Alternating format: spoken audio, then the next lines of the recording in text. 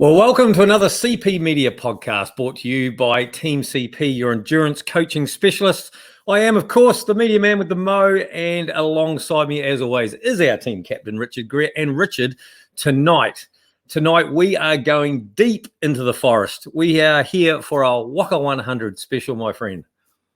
Yeah, no, looking forward to this. We've got some awesome guests lined up and really keen to talk all things Whaka 100. It's one of my favourite events of all the different events I've done. So, keen to deep dive into it, share some experiences of some top-class athletes.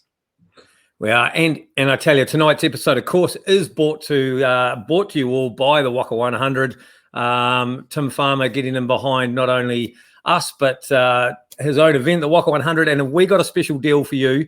If you ask us a question tonight, so get on Facebook if you're watching this live now, whether you're on the Whaka 100 Facebook or any of our Team CP Facebooks, ask us a question, fire any old question about the Whaka 100 into that platform. I'll be looking out for any questions. And if we ask your question live on air tonight and you're a first-time Whaka 100er, we're going to give you a free entry to this year's event, correct? Oh, yeah, absolutely. So Tim's put that up this afternoon. It's like, we need a prize here, Tim. He said, right, what about a free entry? And then all of a sudden, there's a bit of hustle about that, a whole bunch of people jumping online. So looking forward to seeing what people come up with. And hey, that's questions about the event, but it's also maybe specifically of our guests as well as we go. Well, that's correct, because we have got some amazing guests on tonight who have been at the top of their field for a long, long time. Well, some a long time, some a longer time, and in different fields. So it'll be really interesting to hear what they've got to say. And again, like you say, if you've got a specific question for Jon or Kate, that would be fabulous. We've got a little bit of housekeeping just before we get there, Richard, but I do want to say again how smart you're looking in your true fleece top there, my friend. Yes. I've gone for the crew cut number. You've got the polo on. You're looking very flash, and I'm sure you're quite relaxed in the merino as well. Oh, we are. So big thank you to True Fleece Merino, the official clothing supplier of Team CP. Yes, absolutely. Yep, you're making us look sharp. Hopefully, slightly better, maybe. Correct. Well, it doesn't take much to help you look better there, Richard. So moving along now, we just want to quickly tick a few boxes here, and we want to go back to our winner from last week's Giant Bicycles competition, and what did we learn from that, Richard? Yeah, absolutely. So Scott Chamberlain, congratulations, Scott. His comment was, it's great hearing Steve Rickaby's advice about the need for intensity in his training sessions and what that TSS and training peaks mean. So that was pretty cool. So we're going to get a Giant Bikes prize pack out to Scott in the coming weeks. So well done, Scott. Other key thing that's been going on is our Everest challenge for the month of May. How are you tracking, Angus? Well, I just quickly got my pen out there and I was doing some really rough numbers because we have just had another Wednesday night CP Zwift session where we did throw another 500 meters on the board, did we? Is that what it was? Something like that? Yeah, absolutely. So this is how I see the board. What's on the board, Miss Ford? This is how I see it. Angus, the media man with the mo, is currently on approximately 7,000 meters. And I think the team captain, Richard Greer, is on 5,000 meters. Okay, right. So a little bit over halfway, kind of on track, you'd almost say. Oh, look, I mean, there's. I think we're both tracking nicely there, Richard. I'm sure you've got some big meters lined up there. Maybe you're going for like double points Thursday or something. Maybe is that the go there? There's a chance of that. I just need to get out of Kilwee. That's my key thing. My three vertical meters run around Kilwee is not paying very good dividends. But we'll move on from that.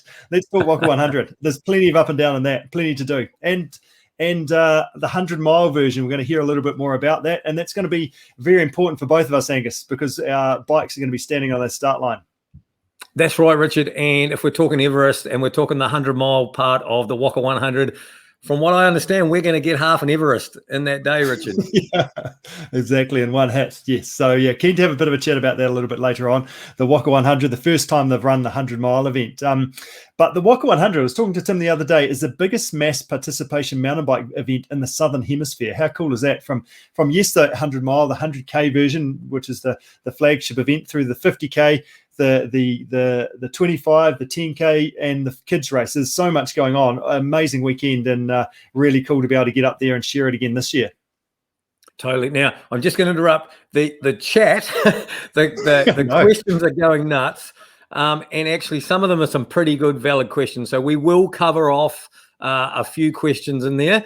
There's a lot of repetitive stuff coming through already. So what I might do is we may cover off some of your questions, but we will specifically announce one person out of that along the way throughout the show.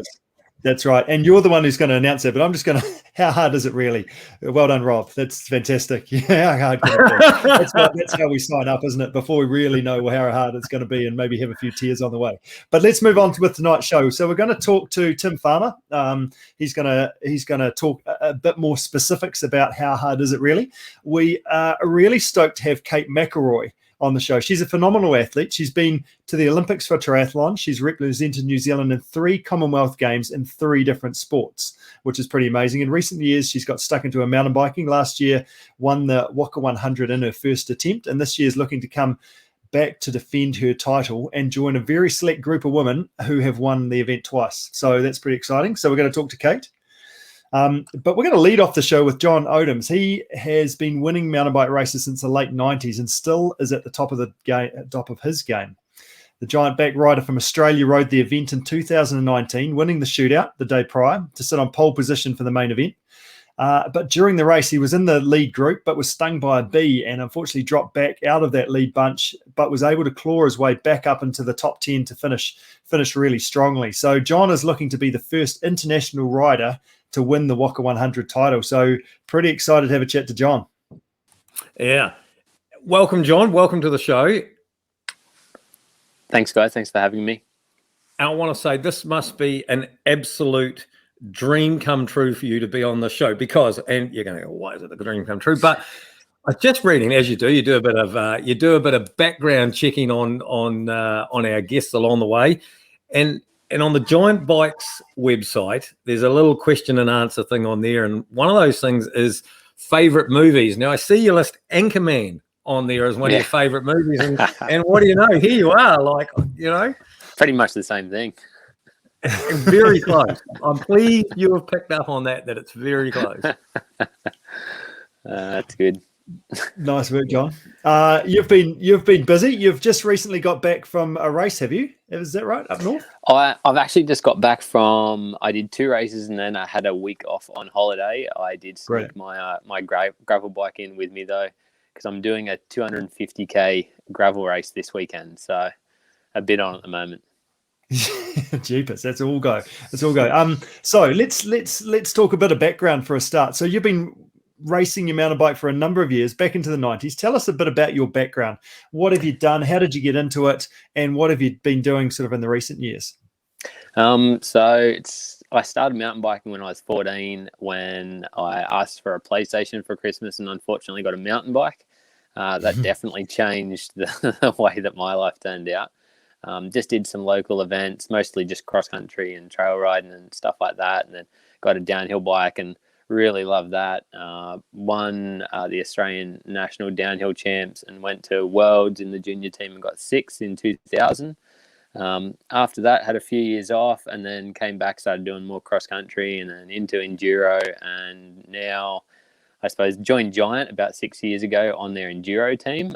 Came over and did a couple of races in NZ as well. And then, transferred over to the XC events again. So, and then here we are. Cool. That's fantastic. What do you do outside of riding your bikes? Obviously, that's been a big part of your life and a big part of your daily week. But what else do you do? Do you work full time or you just ride your bike? What else is going on? I have 2 daughters and do the family thing, and then I also have a full time job. I do work in the bike industry, but in like an insurance, I suppose, specific role for a couple of insurance companies that we work with. So it's pretty demanding. It's in an office, which is nice to be able to put my legs up and have some recovery during the day. So most of my training I get done in the morning, and then chill out and eat some food at the desk during the day. Yeah, good. So is it full time? Is that what you're doing, or is it part-time? Full time, and still able to ride at the top of your game. How many hours of training are you doing at the moment? I'm generally sort of doing, I suppose, between 10 and 15. Sometimes I do a little bit more than that, but definite focus on quality rather than quantity. Most people who've got like full-time job and family and stuff like that as well find it pretty hard. And I think that I've actually only got better at racing since I've had kids and stuff like that, because it's helped me put more value on my time. Do you feel like the work that you did in the old days, like as you were doing lots of Ks and things, that's set you up, or actually it's more the fact that I'm actually just training better now? Yeah, definitely the experience that I've had and the tricks that I've learnt and seen other riders and racers do at races and at training. And I suppose I've always been, even when I was in downhill, I was really into like the bike setup and just watching like old World Cup downhill races and stuff like that, on how people would ride the terrain and how they would change their riding style for that. So I think I'm a little bit more analytical than someone who just like, yeah, I'm just going to go and do a mountain bike race, which really helps me, I suppose, on the helping me figure out what I need to do to go better at particular events. Nice. What does a normal week look like? What is that normal training week? 10 hours a week? How do you split that up for you? I'm trying to get some insight, trying to get some learning here, John. Monday I always have as a rest day, or a Rico day. I might ride to work. It's about 10 Ks each way, so it's pretty easy sort of roll. Tuesday I will generally do like 2 hours, like endurance, maybe with some hills and stuff like that. Nothing too major. Wednesday, some efforts on the trainer normally. Either like yeah, I mean, there's lots of standard ones that people do, but 5x5, it is as hard as you can go pretty much. Is always a popular one to go for. It's an old time trial effort. Thursdays, I created a local bunch ride that we call the Hour of Power, which is a bit of a stolen idea off Trekkie and the Canberra riders. So I just made up a local loop. It has 1,000 meters in 42 kilometers. We've got it down to an hour and 4 minutes now.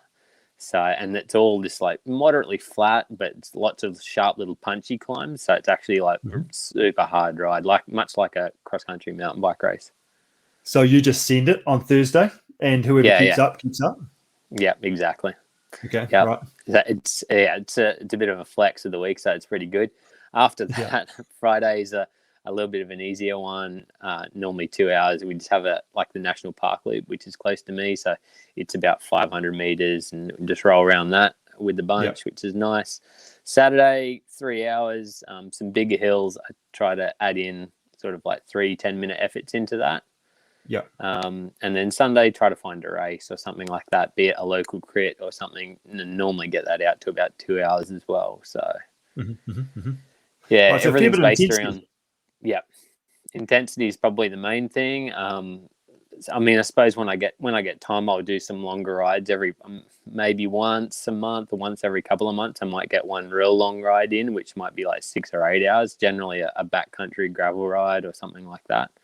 The last time I did that, we had lots of rain and lots of the roads and stuff were closed prior to it, and then all the taps were turned off, and I drank river water and got real sick from that. So.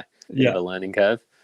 Right. But hey, that big mission is that thing that just takes that next step in your training. Is that what you find? That really takes you to the next level for this big endurance type stuff with Whaka 100? That's what I just call the form finder. So it's the thing that I suppose ties it all together. You want the strength, but you need the engine to be strong at the end as well. So. I guess that's mentally and nutritionally, physically, all those sort of things coming together. So, got some confidence to take us through the race now. Yeah, exactly. Yep, brilliant. Nice work. It's not all about riding uphill. You mentioned that you're into enduro and riding downhill lots.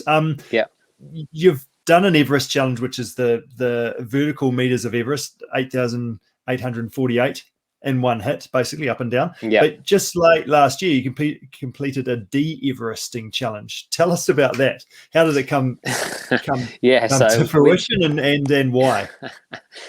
So I did make a little video about it, actually. Basically, at the time, I mean, that time of the year, there was lots of people and lots of, I suppose, footage and coverage online about people Everesting and the world record and stuff like that. And I was like, it'd be a good idea to do something similar but different. And so I came up with the idea of doing the un-Everesting or de-Everesting, which I thought was going to be quite easy to begin with. And then, the more that I thought about it, the harder that it got. It basically worked out to being like 120 Ks over a bit under 6 hours, a lot of arm pump.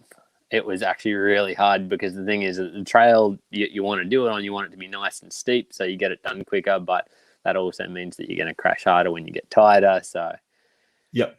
And I did watch a little bit of that video actually, and there's a gap jump. There's all sorts of things in that downhill. It wasn't just a like roll down straight away. Like you're riding your mountain bike properly on the way down. Yeah, it's proper enduro sort of, I suppose, race track. It's like, I think it was like a 12-minute run or something like that. Kept it nice and consistent the whole time as well. So it was good. Nice.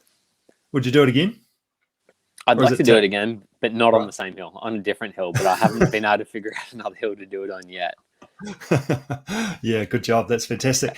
Tell us a little bit about some technical stuff. You mentioned that you like it. You like the setup and making sure that you dial that in properly for yourself. A big part of riding your mountain bike well is often tyre choice and pressures and things like that. What do you tend to do for a Whaka 100 race? Well, seeing as I've been over there a few times before, I got a rough idea as far as what sort of tyre is going to work and what sort of tyre pressure. My general setting that I run now is like sort of 20 in the front, 22 in the back. I've been running the Maxxis Recon race, the 2.4 in the new WT, which is a little bit wider tyre and designed for a wider rim. That I've found is really good. I had before that been running the not the Recon, the Icon 235, and I love that tyre. So I think the Recon is just that the Recon race is the next thing up from that. So plenty of grip, it rolls nice and fast. Being a bigger bag tyre, I think it conforms around the bumps on the ground a little bit better, so it makes it a little bit more comfortable whilst giving you heaps of grip. Yep, yeah. I've had this question a few times just recently of people like, oh yeah, this Whaka 100, I might have a crack. Fully suspended or hardtail is the question that I've been asked a few times. What's your answer to that? I don't think it's even a question. You got to be pretty crazy to ride a hardtail. Like if you want to do it fast and have fun, just ride the dual suspension bike. There's no other option really. Perfect. That's exactly the right answer. Nice work. In terms of that training, what do you do in regards to testing to make sure you're kind of on track? I guess you sort of know and you feel amongst how you're going around your Thursday loop and things. Do you do any formal testing and how often? What do you do? Yeah. To be honest, I don't really do any like real specific testing. I do have certain efforts that I do once a month that I always think that if you can get through it, you're going pretty good.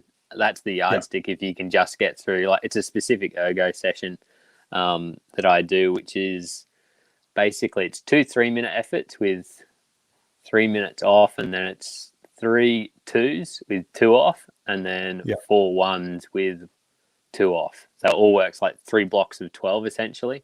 And I think the first one I do it 110% of FTP, and then the next one 120, and the next one 130.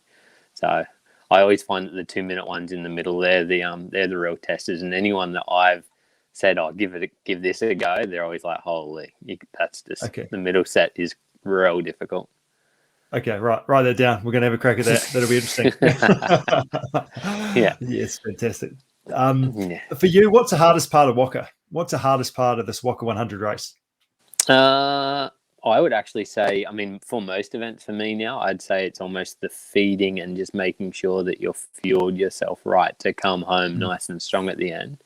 The last time I think I actually dropped the bunch going through one of the feed zones when everyone got bottles and stuff like that, and I stopped and grabbed some stuff, and then I had to like work a gap back down, then got stung by a bee, and then I think that just made me angry in the end and sort of chased back. I nearly got back to the front pair, but couldn't quite get there, and then they gassed it, I think, for the last 5Ks when I was starting to get dizzy because the last single track was just super twisty. Yeah. So what are your recommendations? What are, in terms of nutrition, what's your go-to in the Whaka 100? I'd use a mixture of gels and bars, but I've also started using some waffles and stuff like that. Not necessarily like a specific brand, but just one from the supermarket that I sort of like that's actually worked well for me over here.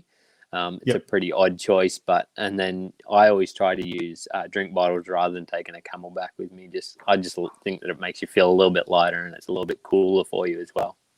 Yeah, brilliant. But obviously you've got to remember in terms of your Whaka is quite different from other people's Whaka 100 because it's going to take you about 4.5, 5 hours-ish. Yeah, I think somewhere around there. I mean, I think that the fueling thing is the number one thing that I would say for everyone to focus on, just to make sure that you get to the end. And the other thing is don't underestimate how hilly it is and how bumpy it is as well. Brilliant. And that was my next question, the tips for completing it. So there you go. There's the answer already. So fueling and make sure you do some vertical meters in your training as well. Yeah, exactly. How do you pace it, John? Do you? I mean, I guess that's a pretty hard question, isn't it? When you're off the grid, off the front row, there's probably no such thing as pacing, is there? But inevitably, a lot of people that have done the Whaka have had a really good first half. They've had a really good 50 kilometres, and then shit, she's a long way from their home. Yeah, I mean, I the way that I like to do it is I'd like to think that I'm like one of the stronger people there, so I like to let the race unfold in front of me. I don't want to be on the front and driving it unless there isn't the group there that should be there, sort of thing.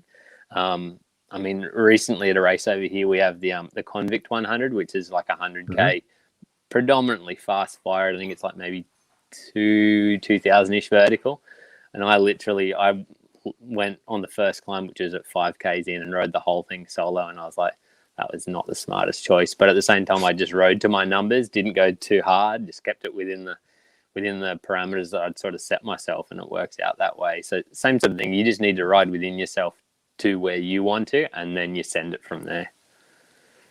Yeah, if you've got enough fuel left in the tank, obviously. if you're not already there on the river, that's right. Yeah. Whaka 100, where do you compare that to, like you have raced a lot of things around the world. What's your comparison in Australia to this? I mean, there's nothing, there is really nothing in Australia that compares straight up with the Whaka. There's nothing that has as much single track, and it is, I suppose, both, I would say, technical but physical in a balanced sort of way. In Australia, most of our stuff is generally going to be more physical and less technical, just because of the nature we don't have as hillier courses, like not as much climbing or anything like that.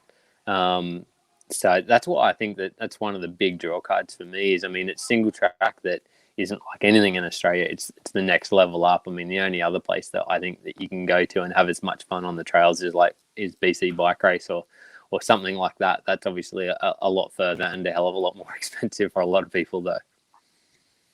Yeah. I think you just summed it up there, John. For a lot of people, it's actually just having fun on your bike and riding all the trails in the forest, just about, isn't it? Let's just go and send it for a day.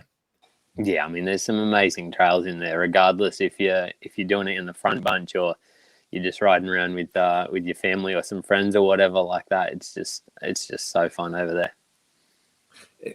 And probably maybe the final tip. It's probably not so much for a lot of our viewers, but then when we look to go maybe to Australia to do one of your favourite races, when travelling and having to travel, across Australia to here, how do you plan is it a race week? Is it a race fortnight? When you're coming for Whaka, how long are you coming for? How much of a lead in? Ideally, I would say to travel over probably on the Tuesday or the Wednesday beforehand, so that you can get over there and have a spin on, be it the Tuesday, Wednesday, travel down to Rotorua, have a bit of a course check out on the Thursday, Friday, and then you've got your races, I suppose, for the Saturday and Sunday. You've got the short track on the Saturday and then the actual race day on the Sunday. So last time I did it, so in 2019, it was literally the week after we did Cape to Cape, which is right over at the bottom corner, southwestern corner of Western Australia. So it was literally Monday, flew back to Sydney, I think I did Tuesday, Wednesday, Monday Arvo, Tuesday, Wednesday at work, and then Thursday, Friday over in New Zealand. So it does make it real tricky in that regard, that's for sure. And are the family coming? They haven't in the past, but this time I would love to bring the family over and have them come and have a spin and check out the trails and stuff like that, for sure. Nice work. Should we wrap up with a quick five, Angus? We should, John. What we like to do with our guests is just fire away 5 quick questions, just to get another little insight into you. So, without further ado, are you a training morning or afternoon type fella?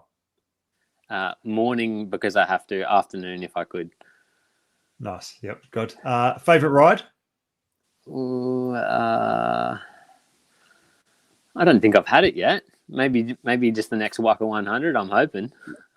Yeah, perfect. Always in search, That's like it. nailed it. Nailed it. Yeah, this could be a bit controversial because there's a lovely chicken cooking out in the kitchen, but a fancy meal out or a home cooked meal. At the moment, definitely a home cooked meal. Love it. My wife's a real good cook, so it makes that one pretty easy at the moment. What's your favourite event of all time, John? I'd say I would have to give it for a one-day event. The Whaka 100 would be it. For a multi-day event, BC bike race would be it. Nice. And I guess favourite bike, MTB, road bike, do you own a cyclocross or your gravel bike? Where is it at for you? Take away racing. What is your favourite bike to ride? I would probably just have a Giant Rain enduro bike, I would say, actually. If I'd never had to race, I'd just ride around on that and do some jumps and skids and have some fun, I think. Motorbike noises, give it heat. Definitely, yeah. So good.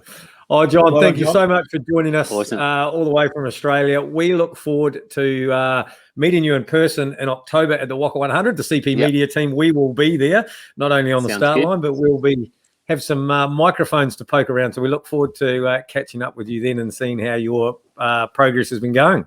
Sounds good. Thanks for having me. Cheers, John. Thanks, you. John. Thank you. All the best. Just like that. International relations are done. Yes. What did you learn? What did you learn? Well, what did I learn? The de-Everesting is harder than what you think. And I thought that was quite funny because I remember when he did that, and I've seen a few other people try and do it as well, and read a few reports. And de-Everesting is a much harder task than you would think it is. Right. So let's write that down on a list of things to do, eh? Well, it sounds like a very good CP challenge. We've got a lovely little gondola here, or chairlift here in Christchurch, so we could quite easily de-Everest if we needed to. It's set up for us, isn't it? That sounds like a good job. That'll be a good Whaka 100 training day. Actually, let's just ride down a lot. That'd be perfect. Have we got any sort of key questions that have come up based on our prize that we're giving out tonight? Tell us about that. Yes, so don't forget, if you're watching this, throw us a question into the whatever Facebook platform you're watching this live on now, a question about the Whaka 100 or a question to our next couple of guests we've got coming up. If we choose your question specifically, you are the lucky recipient of an entry to this year's Whaka 100. But we do have plenty of questions, so we are just going to tick a few as we go along. One of them I just want to touch on actually is Jan Sippel has asked the question, will there be Team CP cycle run tops from True Fleece Merino? Now, Jan, the short answer is yes. Coming soon, we will have a shop where you can buy some merino clothing, CP branded merino clothing from True Fleece. And I can tell you, I've been running and biking in some True Fleece tops for some time, some months now, and it's the perfect exercising apparel. I can tell you that. So, Jan, there's an answer to you. But going back to the Whaka, I guess here's a good one. How technical is the 50K race? Any big drop-offs, etc.? The 50K race, and probably a lot of these questions we should actually be waiting for Tim, but the 50K race is a good. And actually, as I say this, one of the other questions is, should you do the 50 before the 100? Well, the 50 is a very good introduction to what is the Whaka. Yep. And I'm not going to say anything to that. Basically, I'm going to hold that for Tim and see what he has to say, because he's the expert. He's the guy that sets the course. He's the guy that rides around it. So that'll be interesting to see what he says. Let's just do this quickly then. Let's do this really quickly. It's not his time and it's not his segment. But Tim, have you got your ears on there, buddy? Come in. Put the hat on. Just quickly, let's answer the question. How technical is the 50? Are there any big drops or drop-offs? And should you do the 50 before the 100? Depends who you talk to about doing the 50 before the 100. There's people that have just gone straight to the 100 miler. Rion, you're on notice. You guys are on notice too. All our courses, we don't send anybody intentionally off drops because it is based on an endurance event. And so we don't send you off drops. We do have rideable step downs and stuff like that, but they're all marked with a B line and an A line, and it'll have a drop or a caution. to let you know what's coming up. And we actually do a bit more information on that towards the event. We send it out to the riders so they actually understand what some of that course marking is about. And this year we're going to go out and film some videos in those spots. But to answer the question, there are no drops. There's some steep trail, there's some gnarly tree roots, and a couple of rocks. Believe it or not, there are some rocks in this forest, but there's nothing that's. I think the biggest thing everybody needs to worry about is the creek that's 2 inches deep at the finish. Nobody's concerned. Richard cannot ride that creek, and a lot of people just you're tired at the end of the event, and the creek's the hardest part for everybody. So, yeah, to sum that up. There's no drops or anything too gnarly. There is some steep sections and there is some technical stuff, but it's not going to hurt you on a cross country bike. Yep, perfect. Thanks, Tim. We will come back to you very shortly. Good job, Richard. Just to probably sum that up a little bit there, you do need to have for the Whaka 100, the Whaka 50, the 100 mile. You do need to have some technical skills. You will need to know how to ride a mountain bike, how to ride it downhill, and how to up and down go over routes and things and whatnot. Of course, obviously you've got to enjoy riding a mountain bike, don't you? You've got to enjoy riding it, and you want to be the rider that goes to the top of the hill to enjoy riding down, rather than the rider that enjoys riding up and doesn't really like riding down. You've got to enjoy riding your mountain bike, I think is a good summary. But as Tim said, it's well marked. So if there's anything that looks a bit dodgy or you lose a bit of confidence, you can actually just get off, leg it down and jump back on your bike again. So that is another option, especially if you're not quite sure what you're coming up against. So there's no rules around that. And that'll help you, I guess, be a little bit more calm on the start line. So I'm just going to throw one more question in here for Coach Richard quickly. What is a good pacing strategy for the Whaka 100 when you don't have a power meter? Oh, that's a good question. Heart rate can be quite useful if you use a heart rate monitor instead of a power meter. But often when we're using heart rate in a race and there's a bit of adrenaline involved and I'm feeling really enthusiastic that it can be a bit raised anyway. I think it's just some practice races are really important just to get a bit of a feel for things. And just as John mentioned, just to make sure that you're a bit more managed in the first half of your 50 or your 100 or your 100 miler, just so you can sort of have a bit in the tank to bring it home, because no matter what's going to happen, you're always going to be feeling it around about the 3/4 mark. So I think just be managed and look after yourself and eat well, knowing that it's going to get tough down the track. Absolutely. Perfect. Yep. Righto. I'm really excited to talk to our next guest because she is a superstar in the world of sport. Absolutely.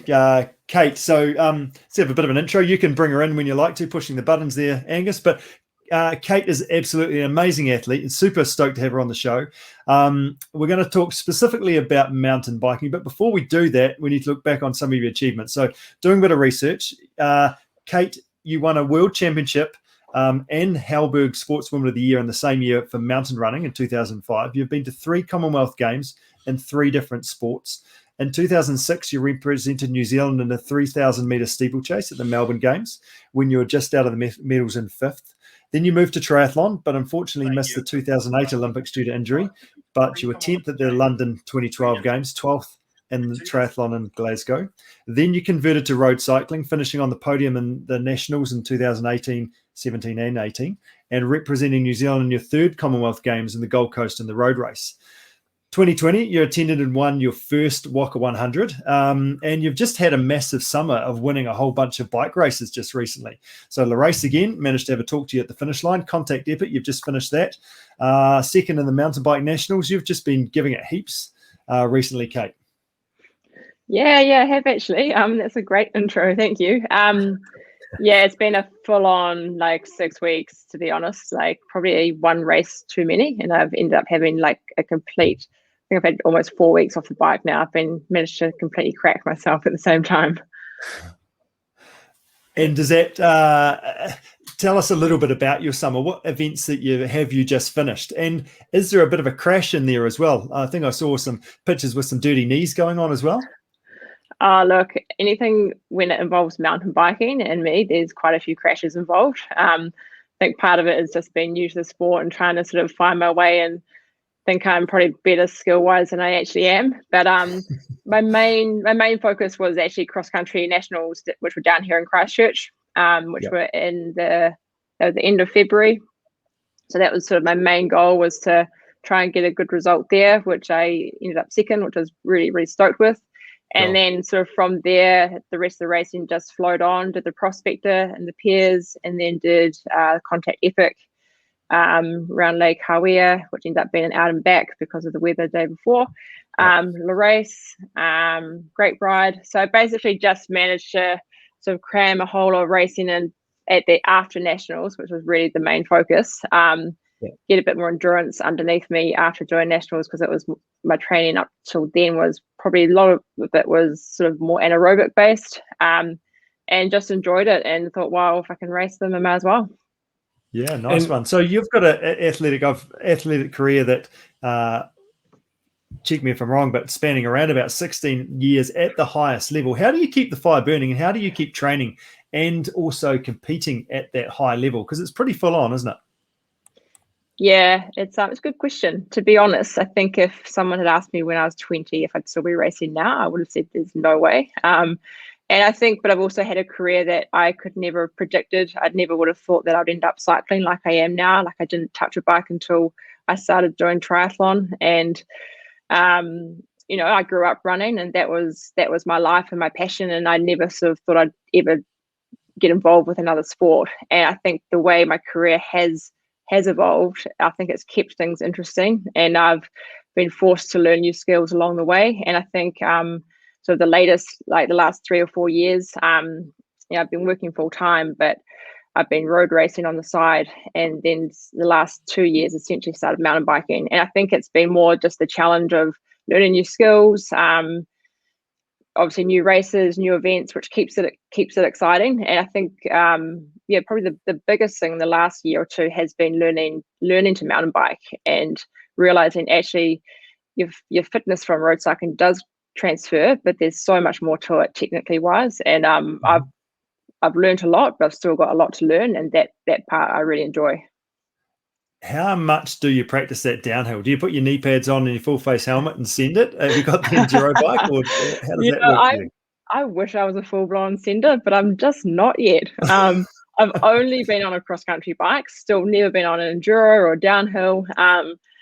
My goal for this winter is to really work on my downhill, and I'd love to get an enduro bike, just so I can be more confident on the really technical parts of trails, and just have, I suppose, see what it feels like to have more than 100 mils of suspension to start off with. And I think it will just help me do some crazier drop-offs that I'm fearful of now, learn how to get a bit more air on, do some more bigger gap jumps, and just really, I suppose, haven't had time until now. I think it's been more just about getting my skills up to a certain level in the cross-country scene, and get through events like the Pioneer and Prospector, and obviously cross-country nationals. I had to learn a lot to be able to do the course, I suppose, at the level that I did. And so now it's probably about honing those skills more and becoming really confident about going downhill, taking gravel corners fast, and rooty sections and big drop-offs. And that's pretty exciting, isn't it? To have something that it's not just a fitness-based thing. I've got to grind away. I've got to go and actually play on your bike, don't you? And the more that you do that, the more flow you get, and the more almost free speed you get as well. Yeah, and that's exactly it. I think it is that free speed part of mountain biking. Like, there's so much that I've got a pretty big aerobic engine, and it can tide me through a lot of racing and cover up for my inability in really technical sections. But then there's a point where, if you become way more efficient, then you can actually harness that energy and that power and use it later on in the race. And as a result, obviously, you're faster and better, and you're just not tiring yourself out the whole way through an event, like breaking into corners and accelerating out. It's coming into a corner being smooth. It's all those little tiny parts of mountain biking, which until you're actually in it and racing it and doing it, you don't realize how much you can improve and how much energy you can save. Yeah, nice. Just as an aside, what does Kate Mcilroy do when you take your superhero mountain bike cape off? What do you do for a day job? How do you fit all this training in, and what happens there? Yes, I work at Xero. Okay. I'm in the marketing operations team there. So been there basically since I stopped being a full-time athlete. So it's been just over 5 years, which is a great company to work for. Really flexible, managed to fit my training in around. So I'm there full-time, but can still fit in about 10 to 15 hours a week of training. 15 hours is a good week. Yeah. So I've got a really good balance going. Nice. And that's interesting. Similar to John, that's what he was sort of saying that he was doing, works full time as well, and able to fit that in and still able to compete at that highest level. What do you do to help remain injury free? Because that's a big part of it, of being an athlete and continuing to train and compete at the highest level. Do you do anything? What do you do in the background? And is that part of your 10 hours as well?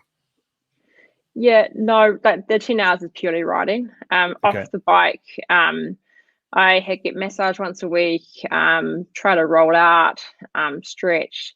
I think a big part for me is nutrition, is eating at the right times, like eating within that 30-minute window after a hard session, and just making sure you're actually eating just good food all the time, like just quite sensible, sort of no nonsense approach is probably how I've sort of approached most of my athletic career, and sort of flows through now. And probably just listening to your body. I think working, to be honest, actually helps me a bit. It probably holds me back in a sense. I probably do less training that in my head I want to, but it's more because I'm tired from the weekend, and I think it actually works out better in the long run. I actually get the recovery that I need.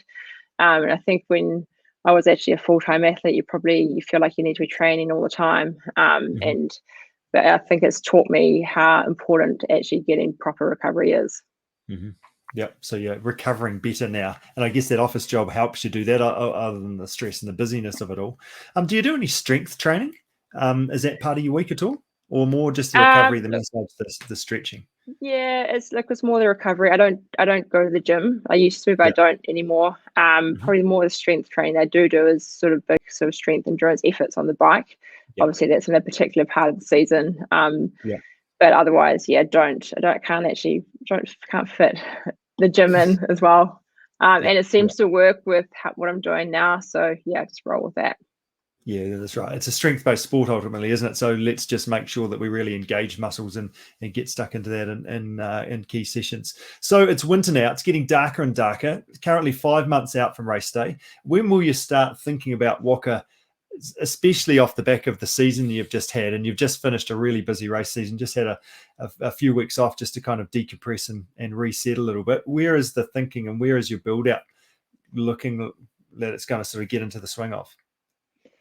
Yeah, like as I said, I've had 4 weeks off, which has been awesome. I literally do nothing when I have a break, which just let my body kind of rest. And for me, it's interesting listening to John and what he does, but I actually respond really well to just aerobic training. Like I do some efforts, but I don't do a huge amount of high intensity. So it's 5 months out, I think it is, to the Whaka. So as long as I just really get in 10 to 12 hours a week consistently between now and sort of October, and that's, I suppose, the key thing for me is getting one long ride in. I do one sort of high intensity ride in a week, whereas basically everything else is more just aerobic. So long ride, hills, and I think I've learned over the years that the key to improving and getting better is just consistently training. Is just keep doing it week after week. Not getting sick and staying injury free by listening to your body, eating well. It's all the stuff that people talk to you and think, oh yeah, but it's so important. And once you get that formula right, you actually slowly see improvement. Yeah, that's right. And that not getting sick is a big part of that, isn't it? Just actually staying healthy is super important to be able to get that momentum and keep yourself going forward. Do you have a key training session that you aim to do on the bike kind of most weeks? Is it that long ride, or is it that faster ride, or is there another sort of key thing that you tend to do training wise? Look, I think it's really just getting that long ride in, I think most places around Wellington, Australia we have what's called Wednesday World Champs in Wellington, or I know Christchurch is Tuesday Worlds. So it's getting that sort of hour to an hour and a half of being that sort of race pace, intensity, doing that every week, getting a hill session in. And I think then you can then fit some recovery rides or easy spins around that.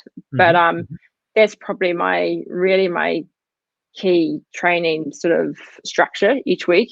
And then I have usually one go-to session, which is a 2 by 20 minutes, which is always a just to check in to see where I'm at, know what watts I can sit on. I know if I can do 20 minutes at whatever wattage and feel good, I'm like, cool, I'm in pretty good shape. And I know if I do it and I'm struggling, then I've got a bit of work to do. So it's always just a nice session to just to check in to see where my form's at. Yeah. How often do you do that testing? Like, would that be like a once a month thing, or once every 6 weeks, or how often would you do that? It would probably be like once every 6 weeks. Yeah. Nice. Cool. You've stood on the start line of lots of really big races over the years, and obviously with the steeplechase in the early years, through to the triathlon, standing there in your wetsuit ready to dive in, through to mountain bike racing, and that's different to road racing as well. How do you cope with those start line nerves? You must be a bit of an expert, or you're still learning. Honestly, I still get nervous, and there's been occasional races that I do now, and if I'm not nervous, I actually get worried, and I never race as well. I like to be nervous. I think it still shows that, there's always a bit of fear on a start line for anyone, no matter how good your build up's been, or no matter how experienced you are. You don't know what your other competitors have done, and that is part of the nerves. And I think, I think it just gives you that extra edge on race day. And after all these years, it's still there. How do you cope with it though? Because I think most of us have nerves in some way, shape, or form. And acknowledging the fact that I care about this event, but how do you actually deal with it? How do you, or do you just accept it? I think you just accept it, and I think maybe a good way of dealing with it is having a routine. So your race morning routine. For me, it's getting up 3 hours before and eating, and you're having your coffee, and then having your shower, putting your race kit on, pinning your numbers on. I think when you have like a good structure, I think it takes the thinking away from what you're about to do. It lets you focus on the next sort of 5 minutes, and you've done that, and you've got another little thing to do, and that gives you focus for the next 5 minutes. Yes, I think it's about keeping your mind busy, and it helps the time pass, and then probably stops you from overthinking and thinking, far out, what have I just got? What am I about to do? Yes. Or get too busy, or do stuff that you probably shouldn't need to do. Just kind of keep it simple within that as well. Yeah, exactly. What's your go-to breakfast? Have you got a breakfast that you have most times? You talked about sort of keeping things relatively simple in most of your things that you do. Yeah, so I always have coffee, and then I usually just eat porridge with banana on top, bit of brown sugar, might be some berries, and then maybe some toast and peanut butter. And that's it. Nice. Yeah, good. Nothing too fancy, but it works. Yeah, that's good. Tips for others competing their first Whaka 100 or Whaka 50. What would you say to that, based on your experience last year? Yeah, so last year I went into it with I was nervous, and a big part of that was because mountain biking still doesn't come hugely naturally to me, and I knew there was heaps of technical hard trails, but I'd actually gone up there a few months beforehand and targeted. I knew there was 3 hard tracks. And everyone said was the most technical, so I went and checked them out. Felt confident that took me a few goes to ride a few of them. Had quite a big bail on one of them, but so it was just knowing in my head that I could do every track on that I was about to race. So I had that confidence behind me, and and I think, as John touched on it earlier, the other part is the eating. I think because I think a lot of my background is road cycling, and it's a lot easier to eat on a road bike, whereas mountain biking, single track, it's a lot harder to reach into your back pocket or wherever you're storing your food.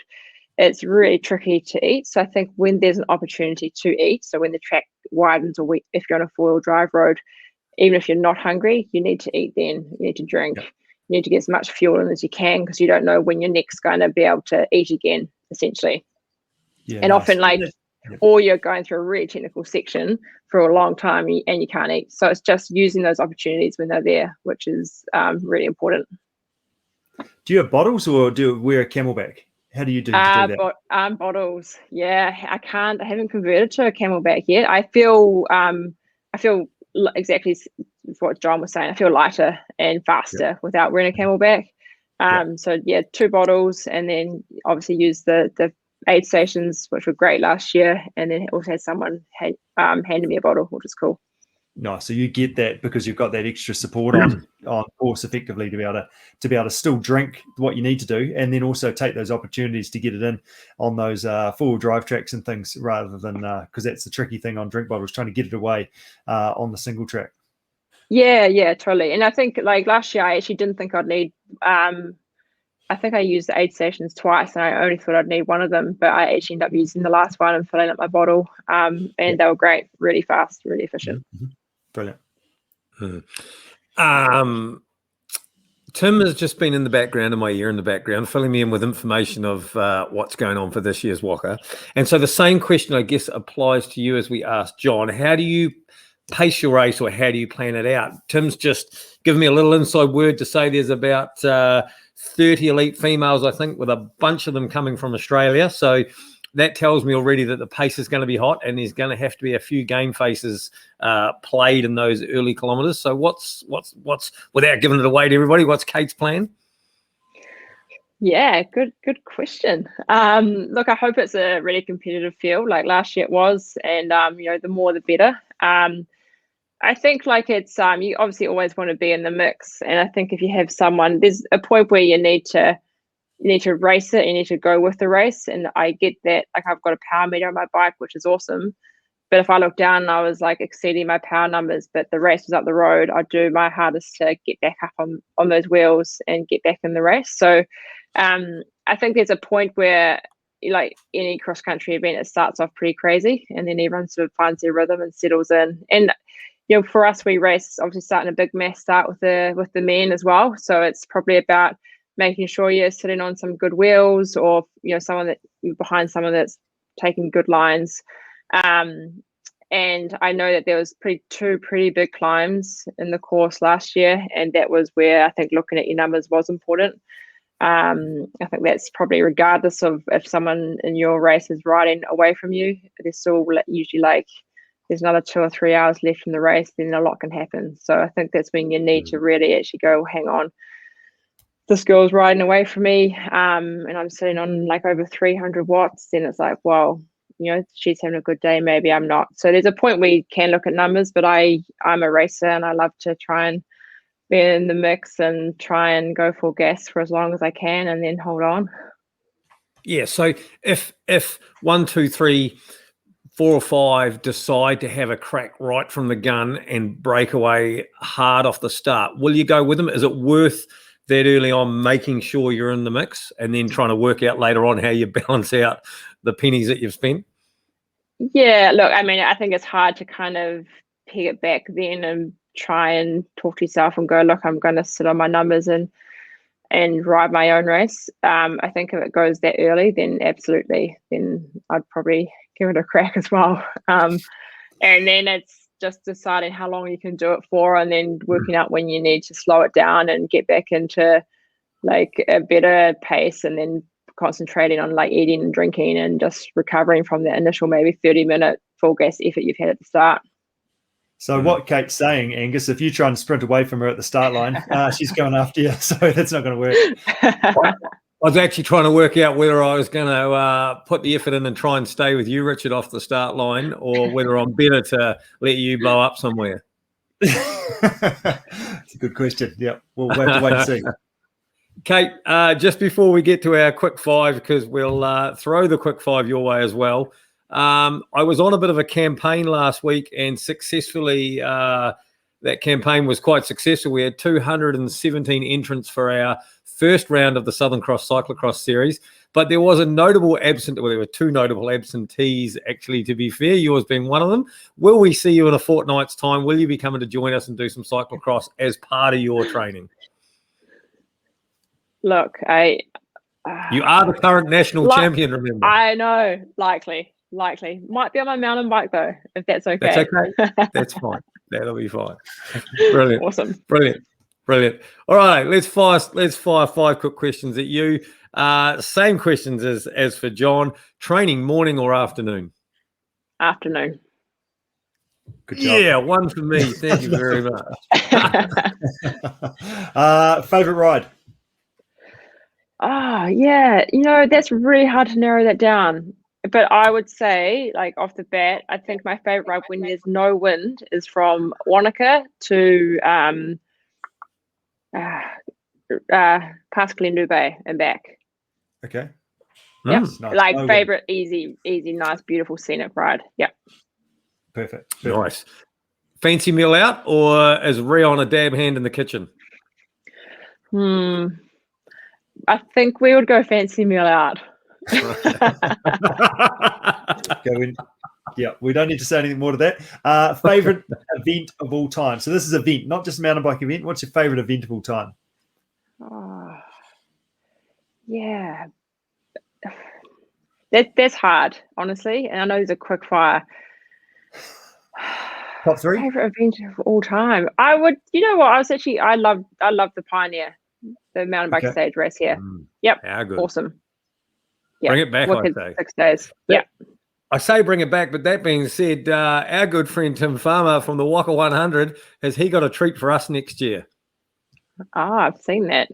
Yeah. So stage racing is back. Stay tuned. We can have more about that later on. We're here for the Whaka this time, but Tim's getting himself all geared up for another stage race. I guess the final question, and you are a lady of multiple disciplines, so this may be harder than we think for you, but favorite type of bike, mountain bike, road bike, cyclocross, your triathlon bike. What is Kate most at home in if she had to choose one? No, it's easy. Road bike. Yep. Most at home. Love it. Could ride it all day. Yep. And look, you missed a beat there. John managed to get a lovely little plug in when he told us about his giant rain. Kate, what's your favourite bike? No, we'll talk about my Specialized tarmac. Absolutely. It's an absolute machine. Marvellous. Well done, Kate. Thank you so much for joining us and sharing your tips and tricks for the Whaka 100. Again, we will be there front and centre, so we look forward to catching up with you throughout the Whaka weekend. Awesome. Cool. It's been great Good chatting. job. Thanks, Kate. Thank you. Kate. Hey, good. Now, actually, I meant to say while Kate was still there, she might be still listening in the background, but for all of you people out there, follow Kate on social media. Get on Instagram and look up Kate Mcilroy. Follow her. They have some great stories throughout their rides that they do.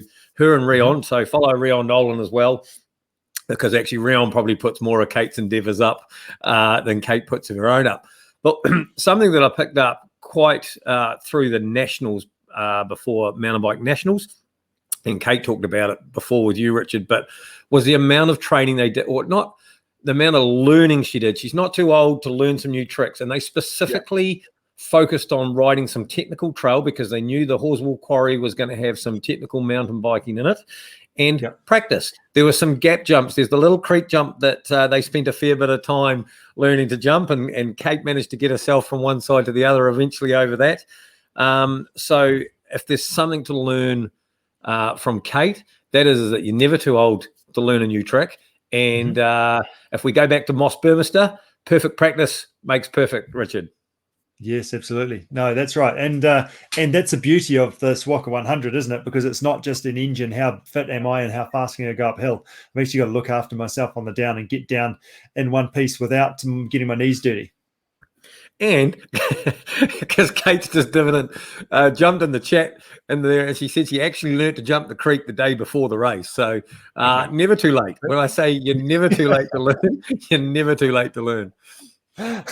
So good. That's fantastic. Tim Farmer, he's in the background. But before we go to him, what are we giving away tonight? Well, tonight we are actually giving away an entry to the Whaka 100, or I'm assuming hopefully not speaking out of turn, the Whaka 50, if that's what you chose. Tim's nodding in the background. And we are still trolling through. We have still got a few questions coming, so please keep the questions coming. I do just want to make a special mention to a good friend, Richie Bath, who is watching, and he says, thanks for the kick up the bum, time to get training again, because Richie is joining us, Richard, doing the 100 miler, but he is going to make us look very, very soft. Richie is doing it on a single speed, and I say, Richie, Bath, good luck, Godspeed. I'm keeping my gears and my suspension. Wouldn't trade it for the world. Exactly. No, good luck. That's all I can say. No, I'm happy to be slightly soft.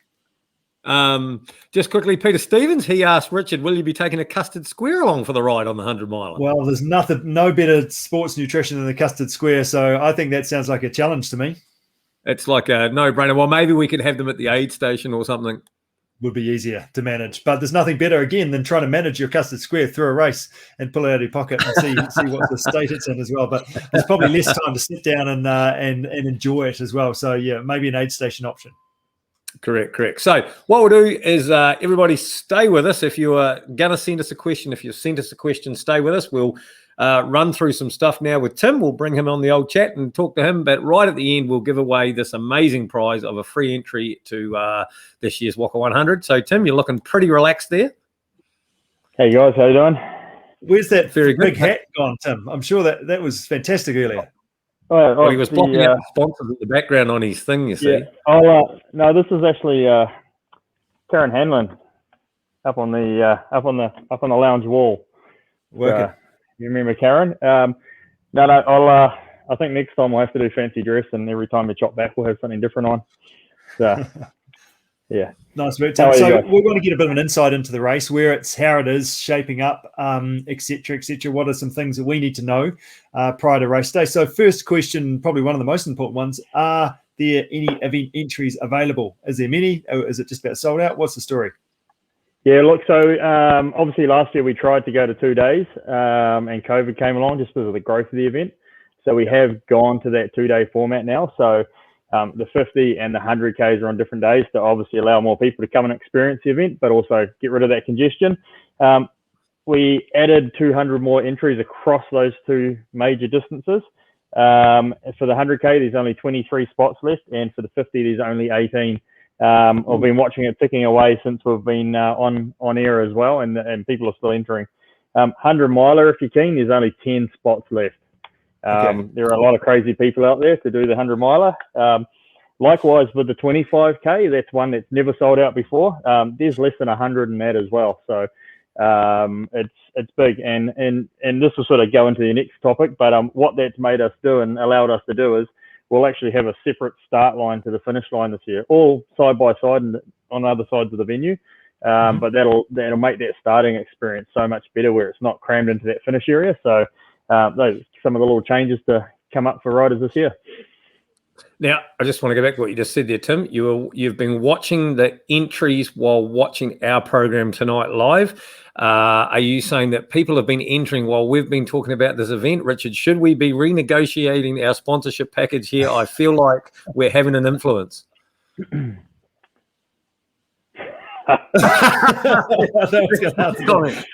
move on. Yeah, move on. Good. Good. Angus and I are both lining up for this 100-miler. Is there any key information that we should know about? Yeah, I think obviously the 100-miler is a different experience for people. It's not about the race; it's actually about the achievement and for what we're trying to go through with a 100-miler. And the riders need to remember that they're not starting in the forest; they're actually starting in the CBD. So the start line's in town. And then you'll be riding your way through places, the redwoods section, like the actual redwood section of the forest where we couldn't normally put an event, but because it's before daylight hours as such, we get to go through there. So key thing with that comment is you need to, if you haven't ridden with night lights on before, you need to have a crack at riding with night lights on before. And if you have a look on the 100-miler page on the website, there is information about when and where you can drop your headlamps. So just obviously prepare for that. Also, just going what John and Kate said about Camelback packs, they're elite athletes. 99% of the rest of the Whaka 100, I recommend wearing a hydration pack without a doubt, and train in this thing. You know, just practice eating food out of it. And I think I've talked to Richard about this, but learning how much of a mouthful you take when you're actually on the gas and how much water you're going to consume per hour by sucking on the end of a Camelback hose. Very, very essential to get through the event. So, but jump topics there, boys. But no, but I think that's a really good point because it means you're more likely to drink rather than trying to sort of fish around for a drink bottle. You can throw the hose in your mouth and drink while you're on the downhill and then just spit it out, and it's good. But as you said, the key thing is making sure you actually drink it rather than just taking it for a ride and sitting on your back the whole time. Yeah. Bottles are also a risk for the average rider that's going to be out there in the 100Ks for 7-8 hours, 50Ks around the 4-hour mark for the average rider. You drop a bottle and it's going down Kung Fu Walrus or a hot cross buns trail, you're not going to see that bottle again. You're about 400 meters down the track before you notice it be gone. So it's that fail safe as well, because the elite guys can get around. They train for that sort of thing, where the rest of us mortals, we've got to be prepared for that sort of thing. Yeah. No, so, the other thing there is that if you end up on water bottles and you've only got one or two, depending on what your bike frame will hold, you don't want to get yourself into a position where, oh, well, that's all I've got, so now I've got to try and make this last. So you want to make sure that you don't have to be worrying about a shortage of water or fluid supply, and that you can continue to take it on, because you will be on struggle street in no time fast if you can't put that fluid in. Yeah, and when you're on the website for your particular distance, you can actually scroll down the page here and it'll tell you what distance those water stations are. And as the other riders sort of elaborated on, we have these trailers from Double H to go and Taupo, where they're actually endurance-based sports trailers, where you hit the tap, you can fill a bottle up in like 25-30 seconds, a 700 ml bottle. So and we have those water and everything in specific places to help you get around. This year, Cliff Bars come on, and we've got a few more Hail Mary caffeine gels and stuff that we're going to have towards the back of the race. So they'll actually come out after the 7-hour mark. So the guys at the front won't get to gorge into them. But the idea is that all those people that are just trying to finish this event, there'll be some caffeine gels and stuff there. They can't rely on them, but they will be there if they need them. So there's lots of little things we're adding in. So, yeah. Yeah, nice work. Tim, you're the guy that actually sets the course and goes around and rides it to make sure it's riding well, et cetera, and you also, as part of that, will make sure there's some four-wheel drive track ins to allow some feeding and drinking to make that easier. But also the forest is a working forest as well. There's bits that are chopped down, et cetera. Are there any changes for this year? How's the course shaping up? Yeah, massive. I won't say massive changes. There are changes to be expected if you did it last year. Last year was short. We had some COVID issues and there's some trail access changes that came through that we sort of found out at the last minute just because of last year.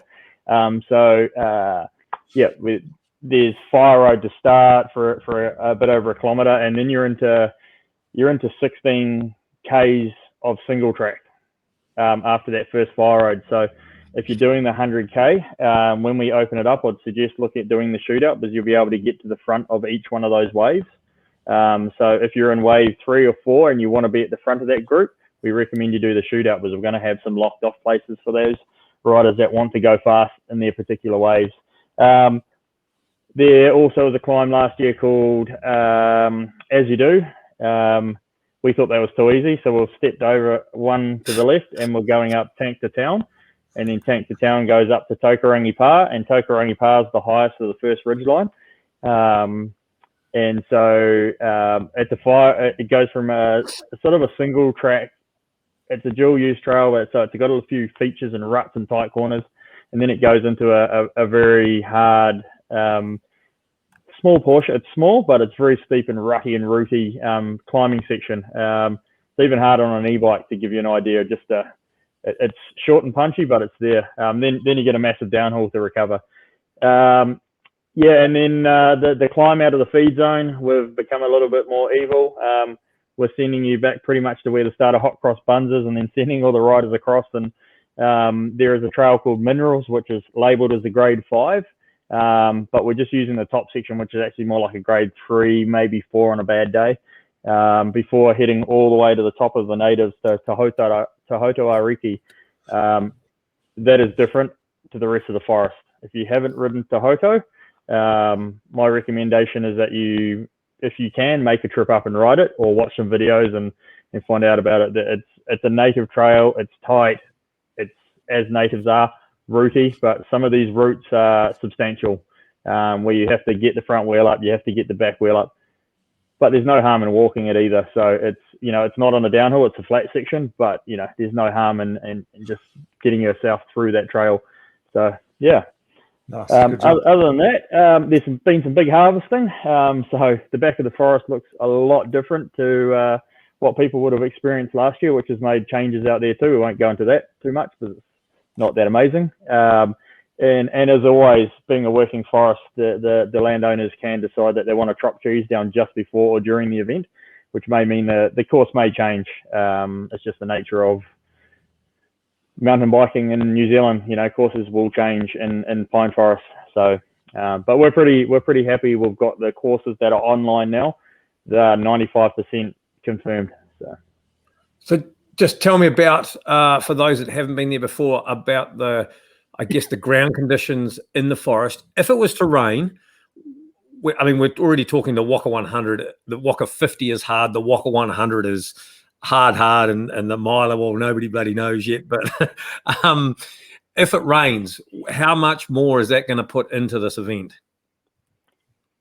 Yeah, look, it's funny. You would have experienced this, Gus, with Wembo when we had it here in 2016, when just down Galatea, which is further down south, literally flooded, and the venue flooded at the 24-hour Worlds, which we had in the same place. The trails are amazing. So it just depends on the volume of rain and when you get it. But obviously there is a bit of it's volcanic dirt, it's hero dirt, it drains well in the right conditions. But if it rains, you get wet. And I think the hardest thing riding in those conditions is you didn't prepare to get wet. So, if you get some opportunities to go on some training rides where especially at this time of year where it's a little bit colder, go out on those training rides, go out and get wet for a couple of hours and just learn how you deal with it. I think that's the single biggest factor to riding a wet event, is that you don't train in the wet. So, No, but under wheel, it should be okay. It should hold up pretty good.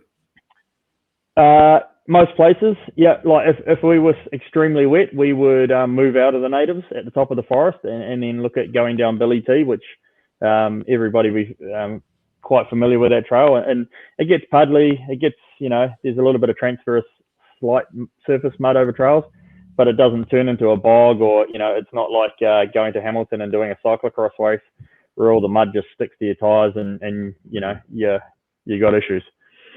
Nice work. Tim, tell us one thing about the Whaka 100 event and the behind the scenes that goes on that not many other people would really know about. Yeah, so for the 100K riders and the milers, we actually, and I think we've talked about this last year, but what we called a valet drop bag service. The reason why we have all the drop bag labels on all the bags is there's actually a volunteer that sits in the bush about 150 meters away and radios all the race numbers into the feed zone. And we do our very best to have all those bags ready for riders to be able to, they don't have to go looking for their bags and stuff. So, that trying to, just that little bit of a different experience. So not many people know that. So very important to make sure you put your bag stickers on your bags the way you get asked to do them. And just a point on that, that's amazing. That makes a massive difference of knowing that the second year I rode the race, you can be through that aid station, just a brand, like have a camelback, ditch it. The guys will put it in the bag for you. And then basically in a couple of seconds, they'll be throwing you next one, bag on, and then away you go. So you can be efficient, and that makes a big difference when you're rolling in front of people without it having to have more effort to try and pass them. It just kind of happens because you're getting through that feed zone well. Yeah, one of the other cool things that happens behind the scenes is there's a group of volunteers, some ladies, Teresa Wilson and her friends, that she's the ringmaster. I think she's the ringmaster. It's very secretive, but they have a different theme every year, and they're typically at the for most people, the low points, sort of a couple of hours, 3 hours into the race. They're at the top of the hill, and you see them twice in the race, all dressed up in fancy dress, and they've done, Gloria Vale girls and all that sort of thing. So the volunteers actually go out and get dressed up, and they plan themes that we don't even know about to actually help the riders with a bit of motivation out there. So that's something cool, and that's a little bit of culture that we're really trying to encourage this year with the volunteering. So yeah, there's a lot of there's a lot of that stuff that volunteers are taking their own initiative and going out. We've had Jesus, we've had the Grim Reaper, we've had fairies. We may or may not have the bugle if you don't finish the 100 miler this year to do the last post if you don't quite make it. But yeah, our idea is to try and get these riders finished. And I've done this race. I know how hard it is, and we've made it harder. And I know how hard it was for me and the emotions that I had to go through. So it's all about trying to get these guys home and guys and girls home to the finish line where they, you would have seen the video from the last rider last year. All the event crew, all the volunteers that were handing out medals were all crying because this Piers team finished with a couple of minutes to go. So, there's some cool stuff that goes on. Brilliant. What's your key tip for the Whaka 100? We've got a key tip. So we've talked a bit about nutrition. We've talked a bunch about training tonight. What's your key thing as an event organizer? Yeah, I have 3. In September, download the app. If you got family coming to the event, get them to download the app because it's going to have predictive live timing on it. They'll be able to know when you're arriving at certain points.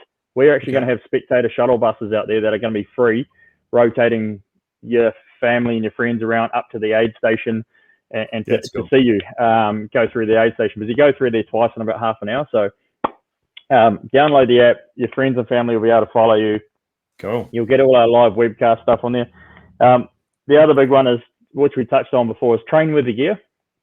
Whatever you think you're going to carry, pumps, tubes, nutrition, water, train with that stuff. Go out there, start training with it now, not in October. It's too late by then to fine tune it.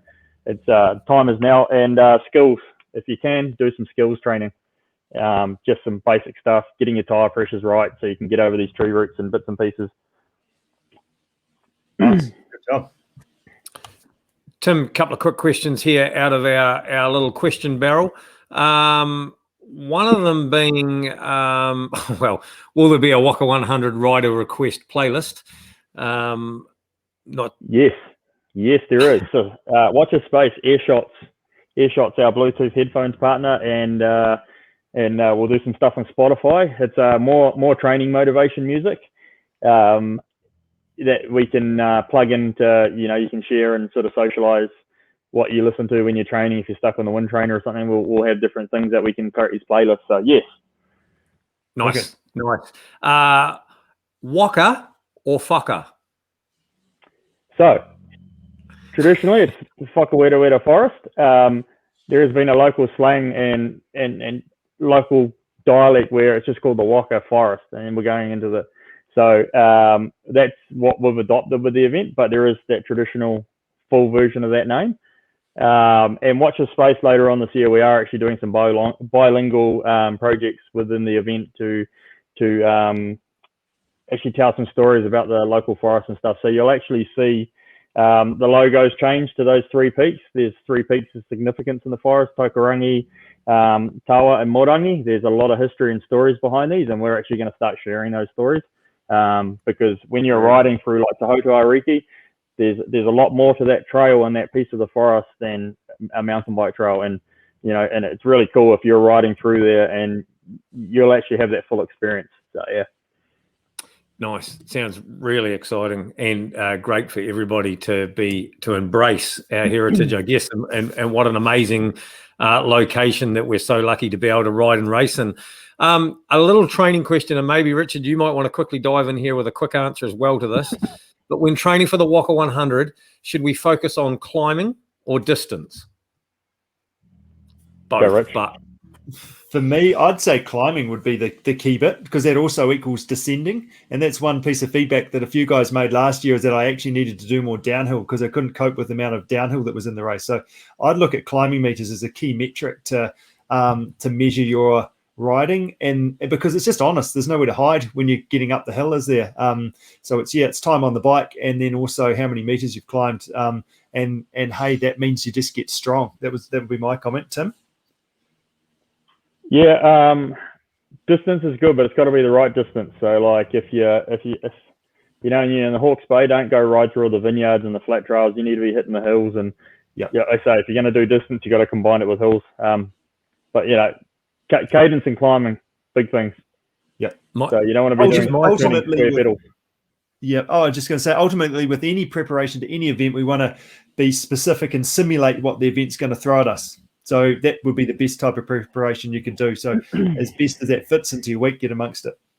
Yeah, so probably my top tip to there is that one of the key factors to the Whaka 100 is fatigue and learning to ride single trail and learning to ride obstacles while fatigued. And what you won't often experience when you go out for a quick 1 hour training ride is that fatigue, and you'll ride a nice piece of your favorite trail that you know really well or whatever, and you'll hop over all the routes. But 6, 7, 8 even hours into the Whaka 100, life changes quickly, and just learning to ride some of those things that aren't even that technical while fatigued. So if you can get yourself to a point where you can simulate a bit of fatigue in the body, that will also be a mega advantage along the way. Good job. Probably you've got a winner there, Angus. I have got a winner, Richard. We have got a winner, and tonight's winner is I'm going to throw it up on the screen even. How's that? Sarah Stocker, congratulations. You are tonight's winner, and your question was, what's the best beer Emerson's have at the finish line? Will it be available at the aid stations? This will help me decide to enter or not to enter for the first time. Sarah Stocker, you're going to find out what the beer is at the finish line. In the aid station, it will be Hazed and Confused by Emerson's. A little bit of hazy one there. So, and I believe they actually have a new one called Kaleidoscope, which is another hazy, which will not good to train to. Let's face it, that's the after training one. But yeah. Well answered. Very good. I'm not sure that a hazy at the aid station is going to be quite, but we'll see how my day's going. Richard, what about you? Yeah, well, it could be a long day. So we sit down half an hour, have one of those, might be just the ticket. Exactly. So congratulations, Sarah Stocker. Thank you for watching. Thank you. Hopefully you've learned something tonight while you've been doing that. And we will be in touch with your prize and how to enter. No excuses now. Brilliant. Good job. No, that's awesome. Hey, thanks for your time, Tim. Thanks for the awesome work that you do behind the scenes and bringing this event and bringing the people to Rotorua to go and ride every trail in the forest. Just a fantastic event, and do a great job of that, and really stoked to be involved with you helping people to achieve that. Sweet. Thank you. And yeah, just awesome to we've actually been talking to Mountain Bike New Zealand about, the quality of marathon, probably in the Southern Hemisphere, to be fair. And like Jon Odams before, there aren't many marathons in New Zealand that are of that standard, or the Southern Hemisphere. So, yeah, it's getting up there, and yeah, it's really a testament to the riders that have been come and gone through this event that's made it to what it is. Not us. We're just the ones that are putting arrows out, really. Perfect. Well, Tim, thank you very much for joining us. Thank you for everything you do. Thank you for putting on the Whaka 100. We look forward to catching up with you well before the event. We'll have you back. We'll get an update of where we're at. We might even give you an update where Richard and I are at. Hopefully further on than what I am now, that's for sure. But Tim, thanks very much. We look forward to catching you very soon. Thank you, guys. Tim. Have a good night. Richard. How good is that? Gee, we've covered some ground tonight. We've covered about nearly 100 miles tonight, Richard. We've gone long and told you we were going to go deep in the forest right at the start, but we are officially 5 months out, and I'm shitting myself. Let's be honest. Well, I'm not sure if it was on the show before the show when you said I've only was it 200 entries, and I've only ordered 80 medals or 60 medals because it's only the people that are going to finish. So that didn't help, did it? Yeah, well, that's right. So thank you, everybody, for joining us tonight, for watching. Richard, thank you for hosting with me.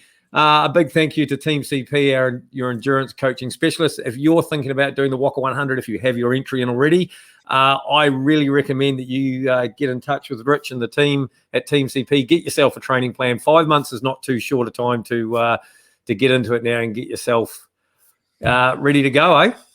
Yeah, absolutely. It definitely make a difference. And just so you can go out and enjoy that event more. But as you mentioned, you might be shitting yourself, but there's nothing like a little bit of fear to get motivated, is there? That's absolutely dead right. It's about harnessing that, using that. And I'm pleased I've got a great mate in you, Richard, to help me get along the way. And drag you to the challenge rather than run away from it, eh? Yeah. You just knew that I'm a sucker for saying yes. So excellent. Well done. Cheers, Angus. Thank you, everybody. Good night. Over and out.